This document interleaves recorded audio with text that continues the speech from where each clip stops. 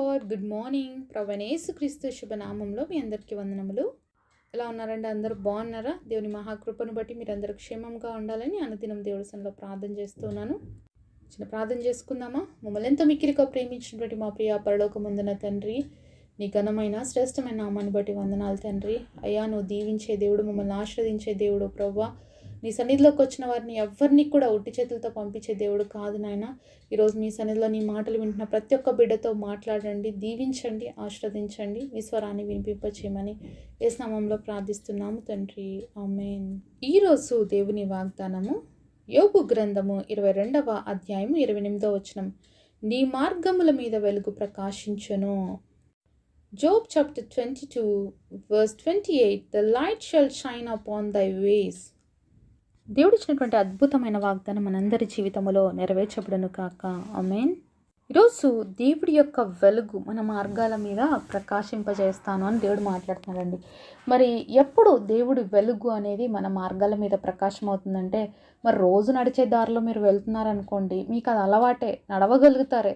కానీ దేవుడు వెలుగు అనేది మన మార్గాల మీద ప్రకాశించాలంటే మనం ఏదో ఒక డిఫరెంట్ రూట్లో వెళ్తున్నామో, కొత్త మార్గంలో వెళ్తున్నామో, లేకపోతే అరణ్య ప్రదేశంలో వెళ్తున్నామో, ఎక్కడైతే లైట్స్ లేవో అలాంటి స్థలాల్లో వెళ్తున్నామో, అలాంటి సమయంలో మనకి ఏం అవసరం అవుతుంది? ఖచ్చితంగా దేవుడి యొక్క మరి వెలుగు అనేది అవసరం ఉంటుంది. మిగతా చోట్ల అవసరం లేదా అంటే అక్కడ కూడా మనందరికీ చాలా అవసరం. దేవుడి వెలుగు అనేది మన మార్గంలో ఉంటేనే మనం నడవలసిన గమ్యం, మనం చేరవలసిన గమ్యానికి ఖచ్చితంగా చేరుతాం. ఒకసారి యోబు గ్రంథము 29వ అధ్యాయం 3వ వచనం కూడా చూద్దాము. అప్పుడు ఆయన దీపం నా తలకు పైగా ప్రకాశించెను, ఆయన తేజం వల్ల నేను చీకటిలో తిరుగులాడుచుంటిని. చెప్పుకున్నాం కదా, మనం అరణ్య మార్గంలోనో లేకపోతే ఒక చీకటి ప్రదేశాల్లో నడుస్తున్నప్పుడు దేవుడు వెలుగు అనేది మనకి చాలా అవసరం అవుతుంది. అలాగే ఇక్కడ భక్తుడైనటువంటి యోబు చెప్తున్నాడు, దేవుడి దీపము నా తలపైన ప్రకాశించింది. ఎవరి దీపం కూడా ఆయన మీద ప్రకాశించిందంట? మరి దేవుడి యొక్క దీపం.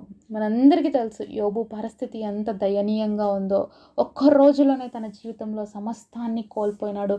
ఒక్క రోజులోనే తనకంటూ ఏమీ లేకుండా రెత్తుడైపోయాడు. అలాంటి వ్యక్తి జీవితంలో మరి పిల్లల్ని పోగొట్టుకున్నాడు, ఆస్తుల్ని పోగొట్టుకున్నాడు, అన్నీ పోగొట్టుకున్నాడు, తర్వాత ఆరోగ్యం కూడా పోగొట్టుకున్నాడు. అయితే ఇప్పుడు ఏమంటున్నాడంటే, దేవుడి యొక్క దీపం నా తలపైన ప్రకాశించటం వలన ఆ యొక్క తేజస్సు ద్వారానే నేను చీకట్లో ఏమవుతున్నాను? తిరుగులాడుతున్నాను. చీకట్లో కూడా తిరగలాడడానికి శక్తినిచ్చేవాడు ఎవరు అంటే దేవుడు మాత్రమే, దేవుని యొక్క వెలుగు మాత్రమే. యోబు జీవితం చుట్టూ అంతా కూడా అంధకారమే ఉంది. ఎక్కడ కూడా ఆయనకి కంఫర్ట్నెస్ లేదు, ఎక్కడ కూడా ధైర్యం అనేది లేదు. ఎందుకంటే స్నేహితులు వచ్చి మాట్లాడుతున్నారు, ఒక్కొక్కలాగా మాట్లాడుతున్నారు, కంఫర్ట్ చేద్దామని వచ్చినారు కానీ యోబుతో వాదానికే దిగినారు.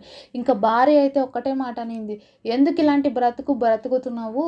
దేవుని దూషించి ఇంకా నువ్వు మరణించు అంటే అంత భయంకరమైన బాధ, వేదన అనుభవిస్తున్నాడు మరి యోబు. కానీ అలాంటి సమయంలో కూడా ఒక్క మాట కూడా దేవుని బదులు పలకకుండా ఒకే మాట అన్నాడు భార్యతో, మూర్ఖురాలు మాట్లాడినట్లుగా నువ్వు మాట్లాడద్దు. దేవుడి దగ్గర నుంచి దీవెనలేనా, దేవుడి దగ్గర నుంచి ఆశీర్వాదాలేనా, ఇలాంటి కష్ట పరిస్థితుల్లో మరి నిలబడద్దా అని చెప్పేసి ప్రశ్నించిన గొప్ప ఆత్మీయుడండి యోబు. మన జీవితంలో చుట్టూ చీకటిగా అనిపించచ్చు, ఎక్కడ కూడా వెలుగు లేకపోయిండొచ్చు మన జీవితంలో. కానీ దేవాది దేవుడే మన తల మీద దీపంగా ఉండి వెలుగుని ఆయనే ప్రకాశింపజేసి చీకటిలో సహితం మనం తిరుగులాడే విధంగా చేసేటువంటి శక్తివంతుడైనటువంటి దేవుడు అండి మన దేవుడు. అదే యోబు ఇక్కడ మనకి గుర్తు చేస్తున్నాడు, దేవుడే నా తలపైన దీపంగా ఉండి ఆయన నన్ను నడిపించాడు, ఆయన తేజస్సే నన్ను మరి యొక్క అంధకారంలో తిరుగులాడే విధంగా చేసింది అని చెప్తున్నాడు. ఈరోజు నీ జీవితంలో అంధకారం ఉందా? నీ జీవితంలో చుట్టూ ఎక్కడ చూసినా కూడా కటిక చీకటే కనిపిస్తుంది, ఎక్కడ కూడా వెలుగు ఒక స్పాట్ కనిపించట్లేదా? ఎక్కడ నుంచి కూడా ఒక వెలుగు వస్తుంది నాకే అనేటువంటి ఆశ లేదా? అంటే నీ జీవితం అంతా కూడా శూన్యంగా కనిపిస్తుందేమో, ఎక్కడ కూడా ఒక ఆశ కనిపించట్లేదేమో, ఏమీ జరగదు ఇంకా అయిపోయింది అనే నిరాశలో నువ్వు ఉన్నావేమో. అయినప్పటికీ కూడా అలాంటి పరిస్థితుల్లో కూడా సహాయం చేయడానికి శక్తివంతుడని అనుభవిస్తూ చెప్తున్నటువంటి మాటలండి యోబు. ఇక్కడ తను ఎంతో బాధగుండా వెళ్తూ, తను ఎంతో కష్టం గుండా వెళ్తూ, తన ఎంతో ఇబ్బందికరమైన పరిస్థితిలో ఉంటూ కూడా ఒక మాట అంటున్నాడు, దేవుడే నా తలపైన దీపంగా ఉంటాడు, ఆయన తేజస్సు నన్ను తిరుగులాడే విధంగా చేస్తుంది చీకట్లో అని. కాబట్టి ఈరోజు మనం ఆ ఖచ్చితమైనటువంటి మాటను పట్టుకొని దేవుడి సన్నిధిలో మనం కూడా ప్రార్థన చేసినప్పుడు మన చీకటి మార్గాలన్నీ కూడా వెలుగుగా మార్చిపడతాయి. మనందరికీ తెలుసు కదా, చీకటి ఎవరికి గుర్తు? సాతానికి గుర్తు. చాలాసార్లు మనం వెళ్తున్న మార్గాల్లో చీకటి కలుగజేసేది ఎవరు తెలుసా? సాతాను. అనేకమైన అడ్డుబండలు తీసుకొస్తాయండి. మన లైఫ్ సాఫీగా సాగుతున్నప్పుడు మనం హ్యాపీగా మరి దేవుడితో పాటి, కుటుంబంతో పాటు అన్ని విషయాల్లో కూడా వర్ధిల్లుతున్నప్పుడు సాతాను కడుపులో మంటలేస్తది. సాతాను ఎప్పుడు కూడా మనం దేవుడి బిడ్డలుగా ఆనందిస్తే తట్టుకోలేదనమాట. ఎందుకంటే ఆనందము, సంతోషం మన హృదయాల్లో ఉన్నప్పుడు మనం తండ్రిని మహిమపరుస్తాం. దేవుడు మనల్ని చూసి చాలా మురిసిపోతాడు, ఆనందపడతాడు. సాతాను టార్గెట్ ఎవరు? దేవుడు. దేవుడిని ఇబ్బంది పరచాలన్నా, దేవుడిని బాధ పెట్టాలంటే టార్గెట్ ఎవరు? మళ్ళీ ఆల్టర్నేట్గా మనమే అనమాట. మనకేదన్నా ఇబ్బంది కలిగిస్తే, మనకేదైనా బాధ వస్తే, మనం ఏడుస్తుంటే, మన మన తండ్రితో మొరపెడుతూ బాధపడుతూ ఉంటే అది చూసి సాతాను ఆనందపడతాడనమాట. అందుకే అనేక సార్లు మన మార్గములో వెలుగు లేకుండా చీకటి తీసుకొస్తాడు. కానీ అలాంటి పరిస్థితుల్లో కూడా దేవుడు ఆశాకిరణంగా ఉండి చీకటిలో సహితము దేవుడు వెలుగుగా చేస్తాడు. యోబు జీవితంలో అన్నీ కోల్పోయినాడు, అంత కోల్పోయింది. కానీ దేవాది దేవుడు ఏం చేసినాడు లాస్ట్కి? మరి ఈ యొక్క యోబు గ్రంథం ముగిచే సమయంకి దేవుడు అద్భుతంగా యోబుకి రెండంతలైనటువంటి ఆశీర్వాదం ఇచ్చాడు. ఏమైతే పోగొట్టుకున్నాడో వాటన్నిటినీ కూడా తిరిగి ఇచ్చాడండి. సాతాను కుతంత్రాలు పన్నుతాడు, పన్నాగాలు పన్నుతాడు. మనం మంచి చేయాలనుకుంటాం కానీ చెడు వస్తుంది. ఎందుకంటే యోసేపు జీవితాన్ని మనం చూస్తే, మరి యోసేపు తన యొక్క మరి అధికారి ఎవరైతే ఉన్నాడో ఆ యొక్క పోతీఫర్ ఇంట్లో ఎంత నమ్మకంగా ఉన్నాడు, అన్నీ చూసుకుంటున్నాడు. కానీ సాతాను ఎవరిని ప్రేరేపించింది? ఆ పోతీఫర్ భార్య ద్వారా ప్రేరేపించి యోసేపుని పరిశుద్ధుడిగా ఉండకుండా చేయాలని చేసింది. ఈరోజు యోసేపు జీవితము ప్రతి యవ్వనస్తుడికి ఒక మార్గదర్శకత్వంగా ఉంది. ఆ సాక్ష్యం ఆ రోజు యోసేపు కోల్పోయింటే ఇప్పుడు ఎవరిని ఎగ్జాంపుల్ చేసి మనం చెప్పేవాళ్ళమండి. కాబట్టి ఆ సాక్ష్యం కాపాడబడడానికి మరి ఆ చీకటి స్థలములో దేవుడు వెలుగ్గా మరి యోసేపు జీవితంలో ఉంటూ వచ్చాడు. ఆ రోజు యోసేపు అన్న మాట ఏంటంటే, దేవుడికి విరుద్ధముగా నేను పాపం చేయలేను అన్నాడు. దాని పరిణామం ఏమొచ్చింది? యోసేపుకి జైలు శిక్ష వచ్చింది. మరి అంధకారంలోకి వెళ్ళిపోవాల్సి వచ్చింది తన పరిస్థితి. మరి అన్ని రోజులు మరి ఒక స్లేవ్గా బ్రతికి ఇప్పుడు ఆ ఇంట్లో ఒక మంచి ఉన్నత స్థితిలోకి వచ్చినటువంటి వ్యక్తి మళ్ళీ పోయి జైల్లో పడి మళ్ళీ శిక్ష, వేదన, బాధ అని అనుభవించాలి. అయితే సాతాన్ని ఏం ప్లాన్ వేసినాడు? మరి ఇక్కడతో సతమతం చేసేద్దాము, మరి యోసేపు జీవితాన్ని ఇంకా జైల్లో ముగిచేద్దాము అనుకున్నాడు. కానీ దేవుడు అక్కడే ఆరంభించాడండి. ఏ యొక్క జైల్లో సాతాను మరి యోసేపుని వేసేసి ఆనందిద్దాం అనుకుందో ఆ జైలు నుంచి యోసేపు ప్రధానమంత్రిగా దేవుడు ఆ దేశానికే మార్చేశాడు. కాబట్టి ఈరోజు నీ జీవితంలో వచ్చిన చీకటి, నీ జీవితంలో వచ్చినటువంటి శ్రమ, నీకు కలిగినటువంటి ఇబ్బందిని చూసి నువ్వు భయపడద్దు. సాతాను ఎన్నో కుతంత్రాలు వేస్తాడు, సాతాను ఎన్నో పన్నాగాలు వేస్తాడు. సాతానికి ఉన్న పేరే కుయుక్తి.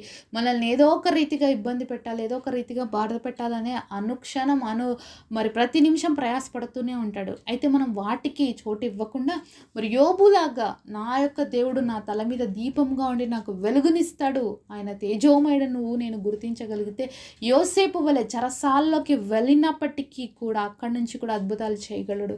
ఈరోజు నువ్వు ఏ పరిస్థితుల్లో ఉన్నావో, ఏ ఇబ్బందుల గుండా నువ్వు వెళ్తున్నావో, మరి యోసేపు లాంటి స్థితిలో ఉన్నావా, నిస్సహాయత స్థితిలో ఉన్నావా, మరి ఏమీ నీ జీవితంలో పాల్పోవట్లేదా, ఎటు వెళ్ళాలి, ఏం చేయాలని? కానీ యోసేపుకు తోడున్న దేవుడు ఈరోజు నీకు నాకు కూడా తోడుగా ఉన్నాడు.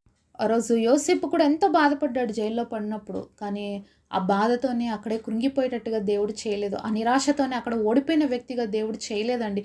అక్కడ నుంచే దేవుడు అద్భుతాన్ని చేసి ఆశ్చర్యకార్యాన్ని చేసి అక్కడి నుంచే తన జీవితంలో ఒక గొప్ప ప్రారంభం ఇచ్చాడు. ఈరోజు నువ్వు ఓడిపోయావా?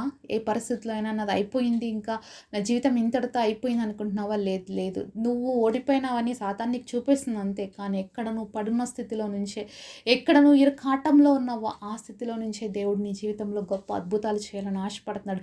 నీ యొక్క మార్గముల మీద వెలుగుని ప్రకాశింపచేసి తన యొక్క శక్తి ద్వారా నేను నడిపించాలనుకుంటున్నాడు. సాతాను అంధకారంలో తీసుకొచ్చి నేను వదిలేసి ఉండొచ్చు, కానీ దేవాది దేవుడు నీ తల మీద దీపంగా ఉండి నిన్ను వెలుగులోకి నడిపిస్తాడు. తేజోమైనటువంటి దేవుడు నిన్ను నిత్యము తేజస్సుతో ప్రకాశింపజేసే విధంగా నువ్వు గొప్ప జీవితాన్ని జీవించాలని ఆశపడుతున్నాడు. కాబట్టి ఈరోజు ఎవరైతే నిరాశపడుతున్నారో, అయితే బాధపడుతున్నారో, కృంగిపోయిన స్థితిలో ఉన్నారో, మనందరి జీవితాల్లో కూడా దేవుడు ఒక గొప్ప అద్భుతాన్ని చేయబోతున్నాడు. నిరీక్షణ కలిగి జీవితాము. దేవుని యొక్క ప్రకాశత అనేది మన మార్గములలో పడినట్లయితే తప్పకుండా మనందరం కూడా యోసేపులాగా ఉన్నత స్థితికి చేరుతాము. అలాగే యోబులాగా రెండంతలైన ఆశీర్వాదం పొందుకుంటాము. అట్టి కృప దేవుడు మనందరికీ దయచేయునుగాక. పరిశుద్ధులైన మా తండ్రి, మీరు మాతో మాట్లాడిన ప్రతి మాట కొరకే వందనాలయ్యా. ఈరోజు మా అందరి జీవితాల్లో చీకటి ఉంది ప్రవ్వా. మేము ఆ చీకట్లో పడి ప్రవ్వా ఇబ్బందులు పడుతున్నాము. అయితే నీ వెలుగును మా మార్గముల మీద మా మీద ప్రకాశింప చేయండి ప్రవ్వా. చీకటిని వెలుగుగా చేయటానికి నీకు మాత్రమే శక్తి ఉంది ప్రవ్వా. మా అందరి జీవితాల్లో ఉన్న చీకటిని నజరేయుడైన యేసునామములో తొలగించి మమ్మల్ని అందరినీ నీ వెలుగుతో నీ ప్రకాశతతో నింపి జయ జీవితాల్ని అనుగ్రహించమని యేసునామములో ప్రార్థిస్తున్నాం తండ్రి. ఆమేన్.